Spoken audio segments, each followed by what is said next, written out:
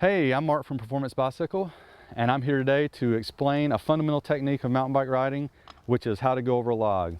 It applies to logs as well as other obstacles that you might encounter on the trail. It's one of the techniques that people learn fairly early on because it allows them to stay on the trail without getting off the bike and walking over stuff and just being more comfortable no matter what you come across. So we're going to go over the different techniques you can use. I'm going to explain 3 or 4, but there's actually quite a few ways to do it. And this is just a few examples. Okay, so the first technique we're going to cover is where most people start out. It allows you to approach the obstacle or the log at a slower rate of speed, which is going to be more comfortable when you're just learning how to do it. You're going to approach the log at basically a walking speed.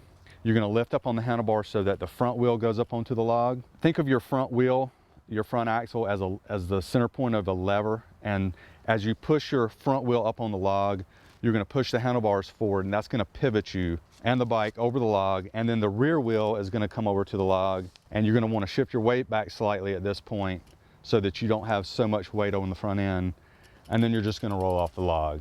It's going to be a little clunky, and it's not going to be quite as smooth as when you progress a bit and start going over the log, carrying more speed, and just kind of using the front wheel to go over it. So this is the first technique, which is using both wheels on the log and going at a slow rate of speed. The second technique is really an evolution of the first one. All that you're doing is you're increasing your speed and your timing so that as you approach the log, lift up the front wheel, use it as a lever, and push down, your back wheel comes up, and you're going fast enough that you really either barely touch the log with the rear wheel or you're kind of still suspended, and then you land. And really what this does is it allows you to maintain your speed, your riding speed on the trail, and impress onlookers that might be watching you. Okay, the third technique is quite a bit different. What we're going to do is you're going to lift the front wheel up a bit higher than the log so that it doesn't even contact the log. Keep your weight shifted back, and then as your front wheel goes over it and your rear wheel is about to contact it, just lift up and kind of basically wheelie over the log. This kind of sets you up for what's probably the most advanced technique, which is just hopping over the log and not touching it at all. So this is kind of the first half of that technique. So you'll come up to the log at a speed that's a little faster than a walking speed, kind of the speed at which you'd be riding the trail. Lift up, and then as you get to about here, before your rear wheel contacts it, just kind of bunny hop the bike and let it roll over. And you'll exit both wheels at the same time and roll out of it.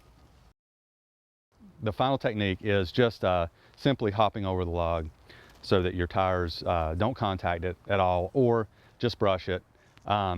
It's the fastest way to go over a log. Your timing has to be really good because you don't want to pick the bike up too soon, set the front wheel down in front of the log and fly off the bike. And basically it's just like doing a bunny hop on flat ground or onto a curb or a smaller object. You just shift your weight back to lift the front wheel up and then push the handlebars forward, let your legs compress, and the wheel will just follow and you'll go over the log.